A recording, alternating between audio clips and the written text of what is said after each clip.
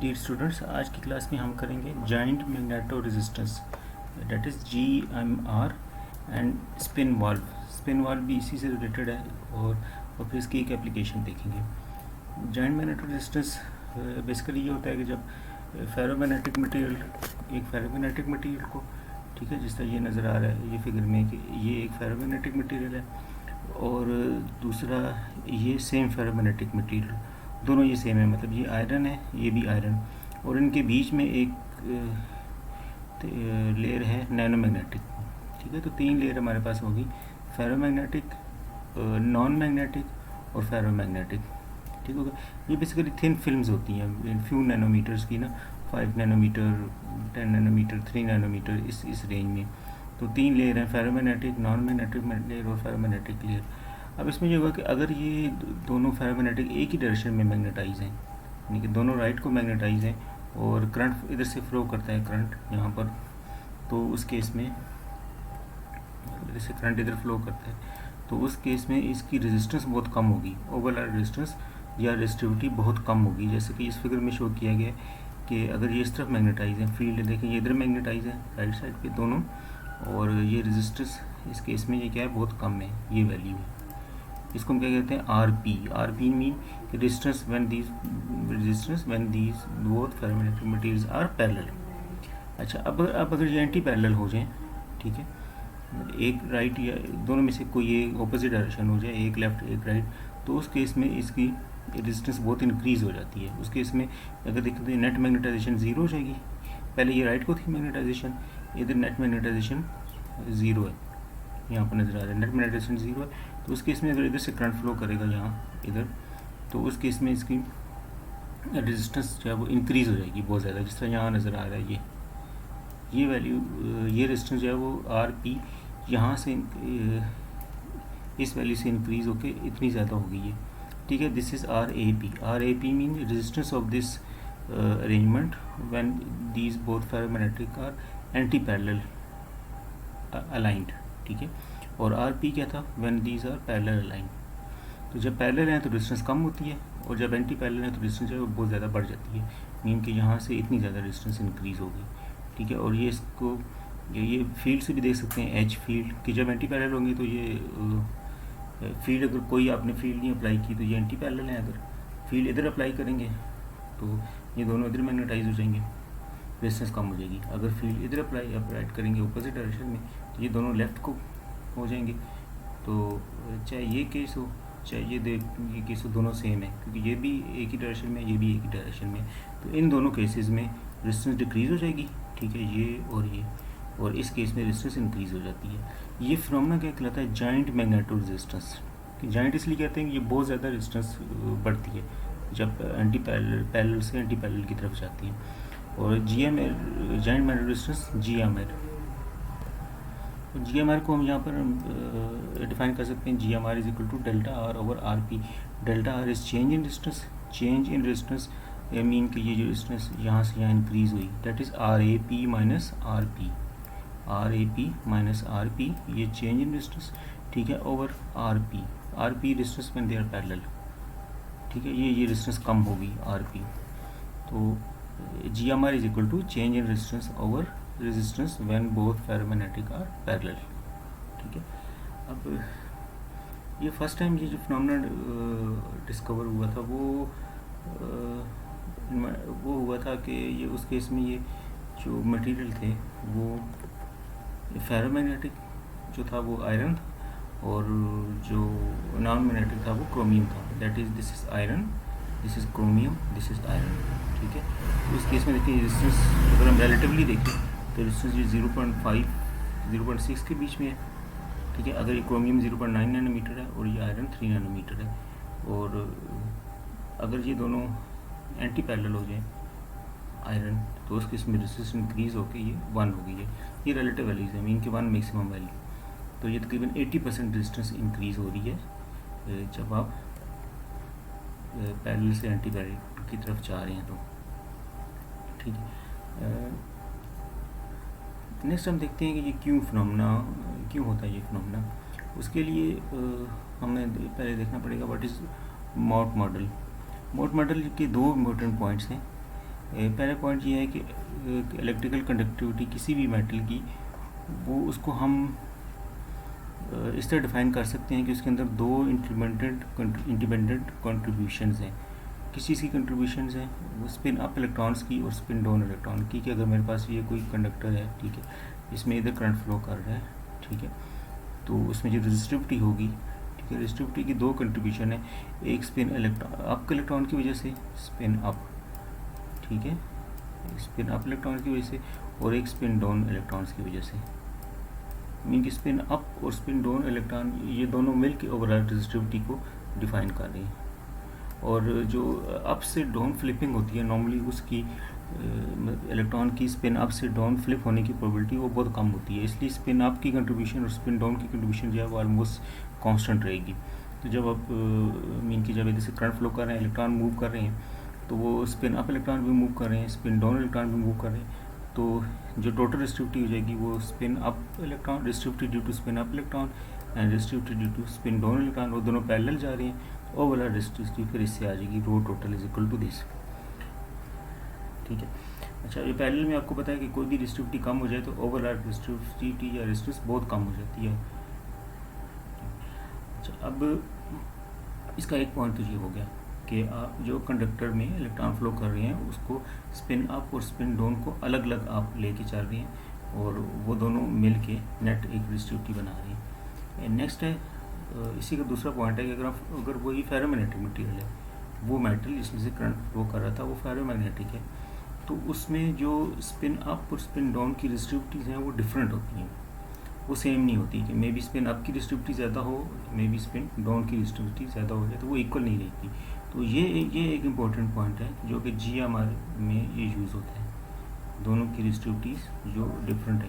Resistivity का मतलब ये है कि जब इलेक्ट्रॉन मूव करेंगे तो वो स्कैटर करेंगे, वो एटम्स के साथ, इम्प्योरिटीज़ के साथ, या वो डिफरेंट जितने भी स्कैटरिंग सेंटर होते हैं, तो उनका scattering rate, spin up electron का स्कैटरिंग रेट डिफरेंट होगा और स्पिन डाउन इलेक्ट्रॉन का स्कैटरिंग रेट डिफरेंट होगा। ये किसके लिए? फेरोमैग्नेटिक मटेरियल्स के लिए। तो वहाँ से फिर GMR का फिनोमेना अराइज होता है। हम आगे देखते हैं, फर्दर देखते हैं इसको आगे कि ये कैसे अराइज होते हैं। तो लेट्स ये अज्यूम कर लें कि ये हमारे पास ये फेरोमैग्नेटिक मटेरियल और फिर ये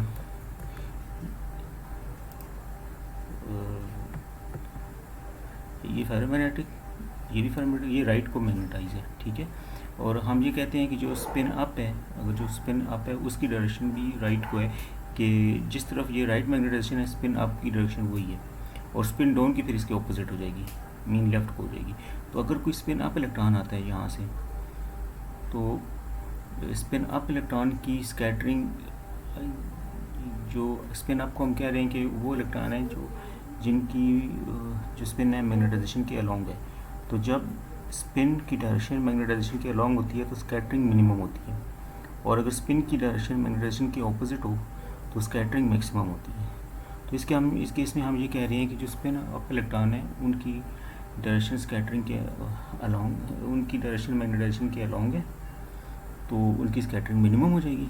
तो वो यहाँ पर इस केस में भी मिनिमम होगी, और इसमें तो है ही नहीं क्योंकि ये नॉन मैग्नेटिक है, और इस केस में भी क्या होगी? मिनिमम हो जाएगी। तो वो स्पिन अप इलेक्ट्रॉन या वो इजीली इसमें से क्रॉस कर जाएंगे, स्कैटरिंग बहुत कम हो जाएगी, तो इनकी रेजिस्टिविटी क्या होगी? कम होगी। अच्छा, अब स्पिन डाउन की तरफ आते हैं। स्पिन डाउन जो है वो, अगर स्पिन अप जो है वो इस उनकी डायरेक्शन मैग्नेटाइजेशन के अलोंग है, तो स्पिन डाउन की फिर डेफिनेटली मैग्नेटाइजेशन के ऑपोजिट हो जाएगी।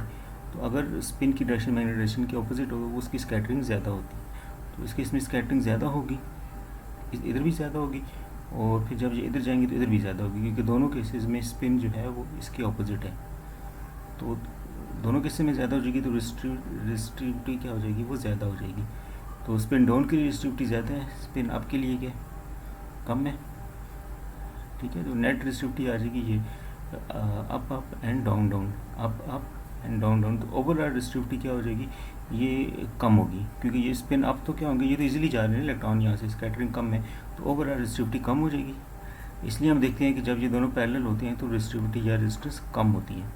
अच्छा, अब इनमें से अगर ये एक ऑपोजिट हो जाए इस तरफ, ठीक है, जिस तरह फिगर में नज़र आ रहा है कि ये राइट है, ये राइट है, ये इधर राइट था, अब इसको अगर ये लेफ़्ट हो जाए तो अब क्या होगा, अब जो स्पिन अप इलेक्ट्रॉन आएगा वो इसके तो स्कैटरिंग नहीं करेगा, लेकिन इसके साथ स्कैटरिंग करेगा, क्योंकि स्पिन अप हम वो कह रहे थे कि जो राइट की तरफ उसकी स्पिन थी, तो अब ये लेफ्ट होगी मैग्नेटाइजेशन की, स्पिन की डायरेक्शन मैग्नेटाइजेशन की ऑपोजिट होगी है, तो अब यहाँ स्कैटरिंग करेगा। और जो स्पिन डाउन है वो इधर स्कैटरिंग करेगा यहाँ, क्योंकि स्पिन डाउन की डायरेक्शन लेफ्ट को होगी। मैं फिर रिपीट कर देता हूँ कि स्पिन अप को हम वो कह रहे हैं इलेक्ट्रॉन की जिनकी डायरेक्शन मैग्नेटाइजेशन के अलोंग है, मीन राइट साइड पे है इस केस में, ठीक है। स्पिन अप की डायरेक्शन राइट पे है और स्पिन डाउन की डायरेक्शन लेफ्ट पे है, ठीक हो गया।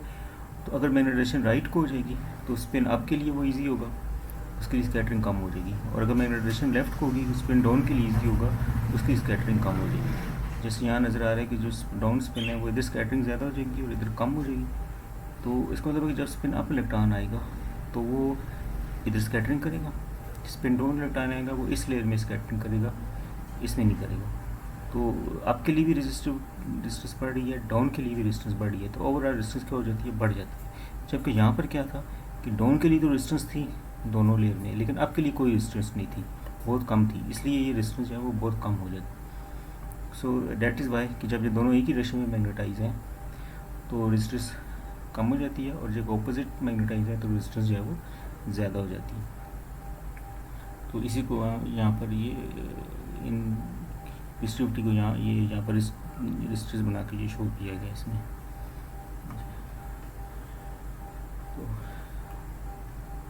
अच्छा, अब इसी से रिलेटेड एक टॉपिक है स्पिन वॉल्व। स्पिन वॉल्व का मतलब है कि इससे आप करंट को कंट्रोल कर सकते हैं कि अगर आप कहीं करंट फ्लो करवाना है या नहीं करवाना, ठीक है। और एक उससे करंट कंट्रोल होगा तो उससे आप बेसिकली जो इसकी ज़्यादा यूज़ है वो फील्ड सेंसिंग में है। आप किसी जगह पर मैग्नेटिक फील्ड सेंस कर सकते हैं कि मैग्नेटिक फील्ड वहाँ पर है या नहीं, कि आप स्पिन वॉल्व को वहाँ लेकर जाएँ, अगर मैग्नेटिक फील्ड वहाँ हुई, एक डायरेक्शन में मैग्नेटिक फील्ड हुई तो वो इसकी रेजिस्टेंस बढ़ जाएगी, अगर ऑपोजिट डायरेक्शन में मैग्नेटिक फील्ड हुई तो रेजिस्टेंस कम हो जाएगी, अगर ना भी हुई तो भी कम हो जाएगी। तो इससे आप मैग्नेटिक फील्ड को सेंस कर सकते हैं। स्पिन वॉल्व की कंस्ट्रक्शन क्या है कि इसमें ये ऊपर एक ब्लू कलर में है, ये एंटी फेरोमैग्नेटिक लेयर है, ठीक है। इसको मैं एंटी फेरोमैग्नेटिक लेयर में क्या होता है कि इसमें ये मूवमेंट्स इस तरह एंटी पैरेलल लाइन होती है, इस तरह एंटी पैरेलल लाइन होंगे, एंटी फेरोमैग्नेटिक जिस तरह मटेरियल होता है। इसके साथ एक फेरोमैग्नेटिक लेयर है, ठीक है, और इसके नेक्स्ट जो है वो नॉन मैग्नेटिक लेयर और फिर फेरोमैग्नेटिक लेयर, ठीक है। तो anti ferromagnetic, ferromagnetic, non magnetic और फेरोमैग्नेटिक। अच्छा, जो लेयर फेरोमैग्नेटिक और एंटी फेरोमैग्नेटिक ये साथ हैं, उसके जो ये वाली लेयर है फेरोमैग्नेटिक की, इसको क्या कहते हैं, फेरोमैग्नेटिक पिन लेयर, ये पिंड है, ठीक है। ये नॉन मैग्नेटिक होगी, और इसको क्या कहते हैं, फेरोमैग्नेटिक फ्री। तो ये फ्री लेयर है, ये वाली फ्री, और ये वाली पिंड। पिंड का मतलब यहाँ पर ये है कि ये इसकी मैग्नेटाइजेशन पिन हुई है एंटी फेरोमैग्नेटिक के साथ, कि जो एंटी फेरोमैग्नेटिक मूवमेंट यहाँ पर होंगे इधर ये राइट को, वो इसको उन्होंने यहाँ पर एक्सचेंज इंट्रैक्शन की वजह से इधर वो इसको यहाँ से टर्न नहीं होने देंगे। अगर आप लेफ़्ट को मैग्नेटिक फील्ड अप्लाई करेंगे लेफ़्ट साइड पे, तो ये लेफ़्ट को स्विच नहीं करेगा, ये इसकी फेरोमैग्नेटिक जो एंटी फेरोमैग्नेटिक है वो उन्होंने इसको रोका हुआ है। ये होगी पिन लेयर, इसको मतलब इधर ऑपोजिट डायरेक्शन मैग्नेटाइज करना बहुत मुश्किल है, ये इधर ही रहेगा। अच्छा, उसके बाद ये फ्री लेयर का मतलब है कि जब आप ये फ्री मीन कि जिधर आप फील्ड अप्लाई करेंगे ये इधर स्विच कर जाएगी, कि अगर राइट को फील्ड अप्लाई करेंगे तो ये राइट को मैग्नेटाइज हो जाएगी, अगर लेफ्ट को फील्ड अप्लाई करेंगे तो ये लेफ्ट को मैग्नेटाइज हो जाएगी। जिस तरह ये राइट और ऊपर वाला एरो क्या शो करेगा, ये लेफ्ट भी हो सकते हैं, डिपेंड्स कि आपने फील्ड किधर अप्लाई की हुई है। तो अगर देखिए मैं इसको राइट को फील्ड अप्लाई करूँ बाहर से, तो ये राइट को मैग्नेटाइज होगा, ये भी राइट, ये भी राइट। तो जब इधर से करंट फ्लो करेगा तो इसकी रेजिस्टिविटी क्या हो जाएगी, कम हो जाएगी, ड्यू टू GM जो हमने पीछे देखा अभी, ठीक है। और अगर जो है इसको मैं लेफ़्ट को फील्ड अप्लाई करूँ तो ये वाला जो है वो लेफ़्ट को मैग्नेटाइज होगा इस तरह, ये लेफ़्ट, ये नॉन मैग्नेटिक, ये राइट, तो ये दोनों ऑपोजिट हो जाएंगे लेयर, तो उसके इसमें रेजिस्टेंस जो है वो इंक्रीज़ हो जाएगी ड्यू टू GMR इफेक्ट। तो अगर यहाँ से करंट फिर क्या हो जाएगा, वो कम हो जाएगा, क्लियर। तो अब बाहर से जो फील्ड है वो इस फ्री लेयर को क्या करिए, कंट्रोल कर रही है। तो अब बाहर से जो ही फील्ड चेंज हो जाएगी, इसकी मैग्नेटाइजेशन चेंज हो जाएगी तो इसकी रेजिस्टेंस चेंज हो जाएगी, ठीक है। ये वो बेसिकली फिनोमेना है जिससे आप बाहर की फील्ड को सेंस कर सकते हैं, ठीक है। कि अगर आपने किसी ऐसी जगह रखा है कि जहाँ फील्ड राइट को है तो इसकी रेजिस्टेंस क्या होगी, कम होगी, क्योंकि ये भी राइट, ये भी राइट। और अगर किसी ऐसी जगह रखा है जहाँ फील्ड लेफ्ट को है तो इसकी रेजिस्टेंस ज़्यादा हो जाएगी, क्योंकि ये लेफ्ट को है, ये तो फिक्स राइट को था, तो वो ऑपोजिट हो गए तो रेजिस्टेंस ज़्यादा हो जाएगी, ठीक है, इसी को यहाँ इस नीचे फिगर में शो किया गया। ये एंटी फेरोमैग्नेटिक है, ठीक है, ये पिन लेयर होगी, ये नॉन मैग्नेटिक, और ये सारे दोनों तरफ एरो का मतलब है कि ये फ्री लेयर है, ये इधर भी मैग्नेटाइज हो सकती है, ठीक है, और इधर भी मैग्नेटाइज हो सकती है, दोनों तरफ। अच्छा, इसकी भी एप्लीकेशन है GMR की, बेसिकली वो स्पिन वाल्व की एप्लीकेशन है, हम देखते हैं, और वो सिर्फ स्पिन वाल्व बेसिकली GMR ही का एक यूज़ है। तो बेसिकली इसकी एप्लीकेशन है magnetic reads hard disk data storage में। जो हार्ड डिस्क में डाटा स्टोर होता है कंप्यूटर की हार्ड डिस्क में, वो मैग्नेटिक डोमेन्स की फॉर्म में होता है कि इसमें ये जो डोमेन्स हैं डिफरेंट डायरेक्शन में मैग्नेटाइज होती हैं। तो जैसा देखें, अगर ये ऑपोजिट मैग्नेटाइज है अप एंड डाउन, इसको मैग्नेटाइज कैसे करते हैं वो इसके लिए सिंपल, ये एक सॉफ्ट आयरन हो गया, इसको कॉयल से करंट पास करेगा, तो ये जिधर करंट होगी इसके अकॉर्डिंग ये मैग्नेटाइज हो जाएगा और नीचे डोमेन को मैग्नेटाइज कर देगा। जब आप राइट कर रहे होते हैं तो इससे राइट करते हैं ये, ठीक है, इसको क्या कहते हैं, rind inductive write head, hard disk पे जो डाटा राइट हो रहा होता है। तो अगर ये देखें ये ऑपोजिट है, तो इसकी magnetic field, net magnetic field ऊपर की तरफ बनेगी इस तरह, ठीक है, क्योंकि ये भी ऊपर, इसकी मैग्नेटिक फील्ड ऊपर, ये ऑपोजिट है तो इनकी नेट मैग्नेटिक फील्ड डाउनवर्ड को बनेगी, ठीक है। और अगर कोई सेम डायरेक्शन में, जिस तरह ये सेम डायरेक्शन में, इसकी नेट बाहर मैग्नेटिक फील्ड कोई नहीं होगी, क्योंकि सारी मैग्नेटिक फील्ड इधर से इंटर चली जाएंगी, ठीक है। तो इधर जो बाहर फील्ड थी स्ट्रे फील्ड वो ज़्यादा हो जाएगी, इधर स्ट्रे फील्ड अपवर्ड होगी, ज़्यादा होगी, इधर डाउनवर्ड होगी, ज़्यादा होगी, और इधर नहीं होगी, ठीक है।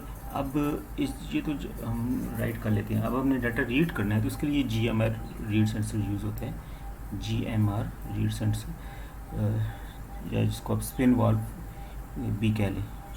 तो उसको समझने के लिए फिर हम इधर आते हैं इस फिगर में, कि ये नीचे को देखें डिफरेंट डायरेक्शन में मैग्नेटाइज है ये लेयर, ठीक है। तो इसमें ये वाला कौन सा, एंटी फेरोमैग्नेटिक, ये पिन लेयर, ये नॉन मैग्नेटिक, और ये फ्री लेयर जो हमने स्पिन वाला भी देखा है, ये वही चीज़ है कि एंटी फेरोमैग्नेटिक, फिर पिन लेयर, फिर नॉन मैग्नेटिक, और ये फ्री लेयर। इसमें ये लेयर फिक्स रहती है, ये डाउनवर्ड ही मैग्नेटाइज होगी। अगर देखें, अगर ये ऊपर की तरफ मैग्नेटाइज, जैसे ये था इस फिगर में, अगर ये ऊपर है तो ये फ्री लेयर ऊपर मैग्नेटाइज हो जाएगी, तो इसकी रेजिस्टेंस क्या हो जाएगी, ज़्यादा हो जाएगी। तो इधर से जब रेजिस्टेंस ज़्यादा हो जाएगी तो वो आगे एक सिग्नल जाएगा कि ये उसका मतलब होगा कि ये ऊपर की तरफ मैग्नेटाइज है। और अगर ये हेड मूव करते हुए आगे जाता है कि कहीं मैग्नेटिक फील्ड नीचे की तरफ हो जाती है, तो ये डाउनवर्ड मैग्नेटाइज हो जाएगा इसका फ्री लेयर। जब ये डाउनवर्ड हो जाएगी तो दोनों एक ही तरफ है, उसके इसमें रेजिस्टेंस कम हो जाएगी, करंट ज़्यादा हो जाएगा, तो आगे सिग्नल जाएगा, उसका मतलब ये होगा कि ये डाउनवर्ड मैग्नेटाइज है। तो उससे आप इसको मैग्नेटिक फील्ड को सेंस कर सकते हैं कि वो किस डायरेक्शन में है, ठीक है। जिससे नज़र आ रहा है कि ये एंटी पैरेलल, ये GMR रेजिस्टेंस कम है, फिर एंटी पैरेलल में ज़्यादा, और फिर ये कम, इसी को यहाँ ये ग्राफिकली शो किएगा इसकी वैल्यूज़ को। तो अब इसमें ये भी होता है कि ये अगर ये ऊपर की तरफ है ना, ये ऊपर की तरफ मैग्नेटाइज, इसका मतलब है कि ये 1, जिस तरह बिग टर्म कहते हैं ना कंप्यूटर में 0 1, इसको 1 कहते हैं। अगर डाउनवर्ड है मैग्नेटिक, इसको भी 1 कहते हैं, ठीक है। और अगर ये कोई चेंज नहीं आ रही है, दोनों एक ही डायरेक्शन में है, ये देखिए बाय कोई नहीं है, तो उसको 0 कहते हैं, ठीक है। इसमें मतलब ये 0 हो जाएगा। इन दोनों को देखें तो ये भी 0 हो जाएगा, और इसको देखें यहाँ से अब ये ऑपोजिट स्विच कर रही है तो ये 1 हो जाएगा, ये भी स्विच कर रही है ऑपोजिट तो ये 1 हो जाएगा, ये ऑपोजिट ये 1 हो जाएगा, ये ऑपोजिट ये 1 हो जाएगा, ये ऑपोजिट ये 1 हो जाएगा, और ये 1 हो जाएगा। तो देखिए 0 0 1 1 1 1 1 1, तो ये एक बिट की फॉर्म में डाटा स्टोर हो गया इसके अंदर। इनकी जहाँ ये दोनों ऑपोजिट हो रही हैं, ये इनकी डायरेक्शन चेंज हो रही है वो 1, और जहाँ सेम डायरेक्शन में है ट्रांजिशन हो रही है वो 0। तो इस तरीके से इसको राइट भी कर लेते हैं, और GMR की मदद से इसको रीड भी कर लेते हैं। तो ये भी हमने साथ ये देख लिया कि जो हार्ड डिस्क में डाटा किस तरह स्टोर होता है और उसको जो है वो रीड किस तरह करते हैं। Thank you very much. आज का ये लेक्चर